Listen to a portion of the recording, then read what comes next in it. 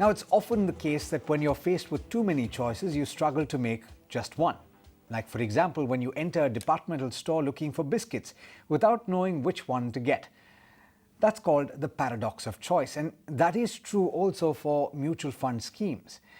Let's talk about a couple of schemes so that you know what they're about and you know whether they work in the requirements that you have for them. Santosh Navlani, the Chief Operating Officer of ET Money, is joining me now. Good evening to you, Santosh, and thanks so much as always for taking the time. Let's talk about aggressive hybrids as well as balanced advantage funds. They've emerged as popular categories, particularly BAFs as they are called. What are they?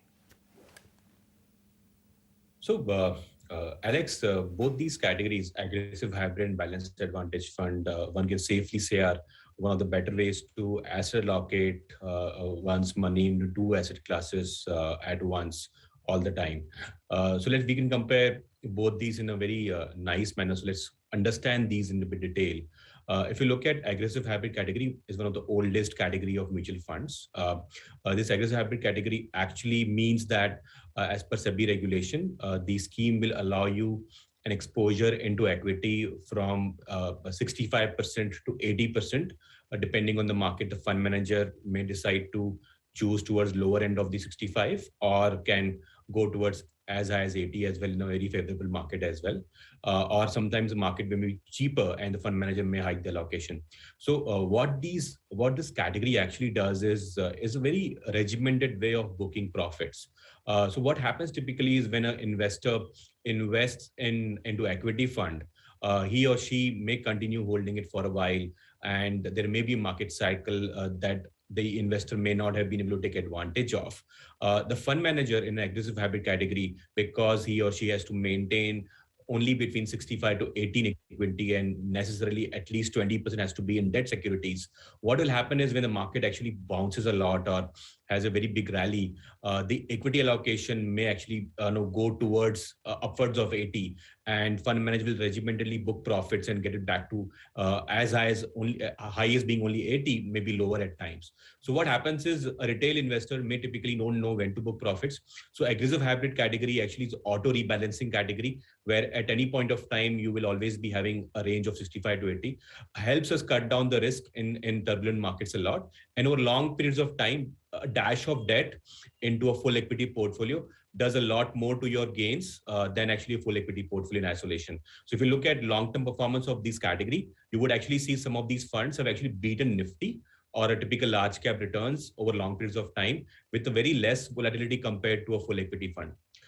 Compared to this, if you look at a balanced advantage fund, they are actually like aggressive hybrid, only difference being they can go as low as 30% in equity at times and can go as high as even 100% equity in times. So they are more of opportunistic funds. They run based on some kind of models depending on the AMC, and they allocate between equity and debt typically in very unbiased manner depending on market scenario. So they typically, most of these balanced advantage funds will buy at the lows, sell at the highs, and give you very favorable risk adjusted return where risk may be quite less compared to even aggressive hybrid category, but returns may be similar to aggressive hybrid category in the long run. Though sometimes if you compare year to year, depending on the rally in the market, you would see aggressive hybrid being sometimes above balanced advantage being above aggressive hybrid in a turbulent market. So over long periods of time, both these categories are like really good categories for people to consider as their core portfolio needs. I want to talk a little bit more about the balanced advantage fund because I think a lot has been said over the course of the pandemic about balanced advantage funds. Would you say that one of the key factors associated with the BAF is the ability to protect downside and to curb downside risk? How does that work? Yeah, I think that's one of the primary reasons they are also finding a lot of favor in the investor community. And at DD Money, we've personally been a very big proponent of this category of funds to drive into investor segment. Only for one reason, it actually helps you protect downside most of the times, and also helps you basically overcome the emotional fear sometimes that you may have in investing during turbulent markets. So let's take an example of pandemic itself as we can relate to it better. So in March 2020, when market was falling like a knife, almost 38% correction in a very short period of time that we saw, very few people would have actually had ventured out or had a courage to really start their equity investments, or probably double down their equity investments, or maybe kind of add to positions in that sense. People may not have done that. Some people would have done, but most people would have not. And now imagine they had a balance advantage fund in their portfolio. What would that have done? The fund manager, because it doesn't he or she doesn't act in a biased manner, he or she would have actually allocated more to equity, moved money from debt, so equivalent to like fixed income or equivalent to like FDs. They would have moved money from fixed income instruments or any other category like arbitrage to equity and taken an advantage of the low prices to build equity positions. And the moment market recovered, say towards June, July, they were slightly cutting down the exposure and trim down the exposure and book profits as well in a very regimented manner. Again, when you look at most parts of March of 2021, the market actually has been a very bull run kind of phase. But for last 6 to 9 months, market actually has not gone anywhere in the index terms. They actually have been very smart into by cutting down exposure and only having about 30 to 40% allocation of equities. So what it does, basically, it not just helps you cut the downside, because when the markets are rising, the upside is capped, downside can be risk higher. They cut down the equity exposure, give you debt exposure. And when markets are cheaper, they actually help you overcome the biases, take position in equity, and actually give you advantage of buying at lower prices. So they are like all weather funds, if I can say that. They should be part of the long-term proposition. You would not typically find them giving you really good returns in short periods of time, and they should not be considered for it as well. A follow up on the balanced advantage fund, because I'm trying to understand in the current context also, you have a significant amount of volatility. So I'm sure you've done a little bit of peering into the portfolios that these funds have to look at where the equity allocation is, where the debt allocation is right now. So give us a sense. And also, when it comes to the equity allocation, since these are actively managed funds, do fund houses have different approaches as to at what point do they start booking profits? Are there parameters that govern when they start doing that? Yes, Alex. So on the first question, you answered that because of in the current market volatility, how the funds have been behaving. So if you look at February and month-end disclosures of the fund houses, you typically find most of the balanced advantage funds actually in the range of 27 to 35 equity allocation. But if you look at the February end or early March kind of portfolios of these people, most of the funds actually would have hiked their allocation towards 40 and maybe higher. We would know the March end allocations in first week of April, but it's safe to assume that if January end portfolios had about 35 and February end at about 40 because of market volatility, chances are very high most of the funds in the month of March end would probably have about 50% allocation. So what it does, the market actually became volatile. It gave you a lot of opportunity to buy cheap. They actually hiked the allocation to you for the people who may have missed the opportunity to buy these buy good stocks or something like that. People in this fund would have actually benefited. And in the aspect of the models, so most of the funds actually have their own in-house models. Most of these actually have a mathematical driven kind of quant strategies. Some of these work on a mix of PE ratio, price to equity ratio, price to book ratio. Some people look at interest rate scenarios also in the economy. Some of the fund houses would probably look at even the technicals and the technical chart kind of levels from perspective of overbought markets or oversold markets, or even look at short-term and mid-term moving averages. So they're very, depending on the fund house, they will have different models.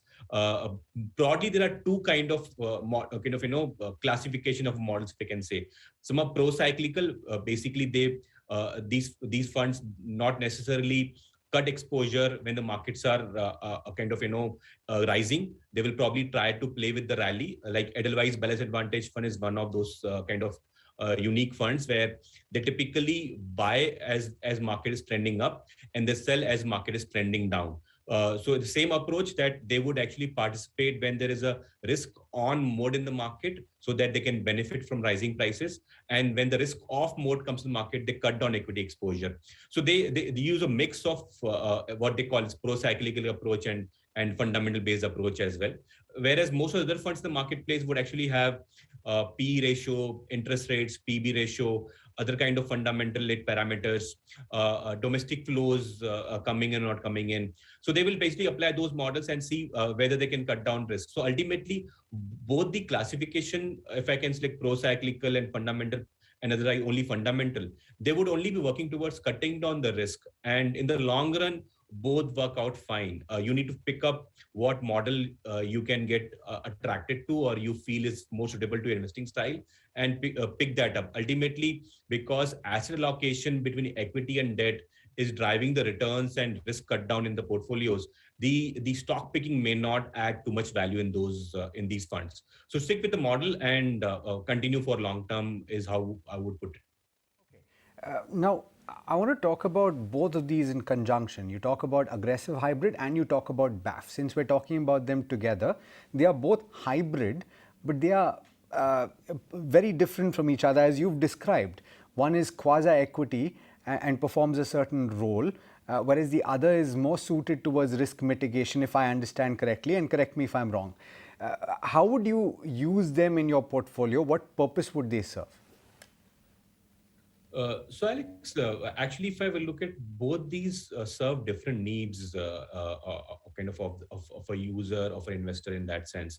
So aggressive hybrid, they are like as a quasi-equity portfolios, quasi-equity funds because they can be as high as equity, 80% in equities, and most of the funds have typically maintained at least 70 to 75 in equity all the times, because these funds don't typically take a market view that market is overvalued, let me cut down exposure beyond a point. They would want to participate all the time. So a 70-75% equity exposure at any point of time in the marketplace, depending on, irrespective of the condition of the marketplace, typically suits a more aggressive investor who's looking to invest for really long term, like 7 to 8 year period, maybe at least 5 years period, because they are typically equity investments. So if I were to look at kind of investor, a slightly more aggressive investor should be putting money in aggressive hybrid, and a slightly more conservative or a moderate investor should be putting money into balanced advantage funds.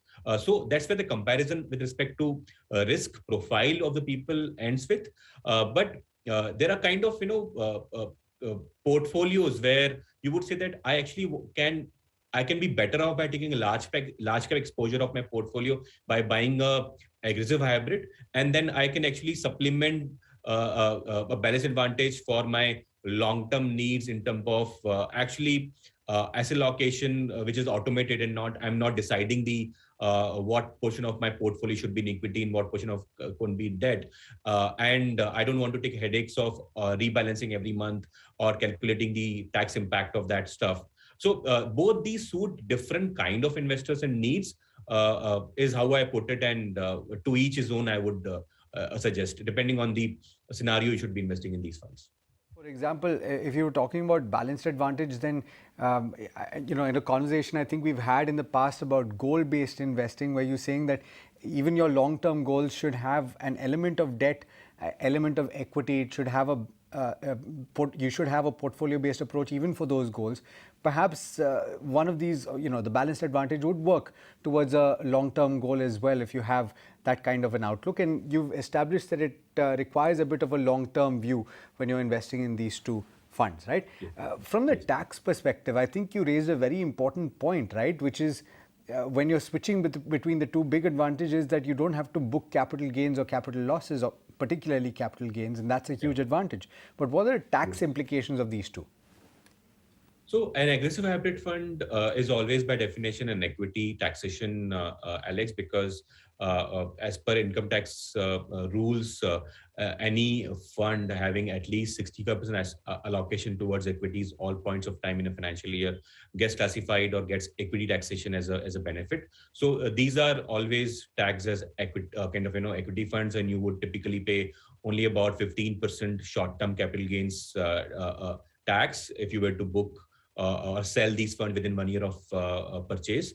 And if you sell beyond 1 year, then a long-term equity taxation gets applied, whereas in which you basically get up to 1 lakh rupees of capital gains, long-term capital gains are tax-free, and an excess of 1 lakh rupees, you pay 10% tax on your profits. So these are typically equity funds. Most of the balance advantage funds are also classified as equity, because what fund managers do to give you equity benefit or equity taxation benefit is they take whatever the shortfall of from 65% is there into their funds for equity allocation. So for example, if a fund has only allocated 40% to equities in a month, they would apply or allocate rest 25% to reach 65 into arbitrage opportunities, which are again very low risk kind of investments in that sense, and typically have a short-term debt or liquid fund kind of returns for the portfolio. So balance advantage funds typically put money in that and also qualify for equity taxation. Some balance advantage funds don't take arbitrage opportunities and they prefer buying full debt instead of that. And in those cases, you would have to really look at, rely on the fund manager to guide you whether at the time of you selling the fund, would you kind of will be able to take advantage of an equity or a debt taxation. So it depends on the fund to fund, and you have to go and check with your financial advisor or with the fund manager itself. So that's one. But one thing which we can probably also look and value add to the investors is balance advantage funds are more suited for lump sum investments compared to an aggressive hybrid. So if you're somebody who is willing to and are not somebody who can do SIP because you are not a salaried individual, you have not predictable cash flows, a balance advantage fund suits you far better, because typically what happens if you invest lump sum, you'll always look at market levels and decide, should you buy right now, should you hold on for a few months. So balance advantage funds take away that question forever from your mind, because they would typically be having more equity when markets are more supposed to be more favorable in the future, and they will be less equity when markets are overvalued. So you would basically outsource that thing completely. So if you're a lump sum only investor, a balance advantage fund may be suiting your needs far better. Mutual fund investments are subject to market risks. Read all scheme-related documents carefully.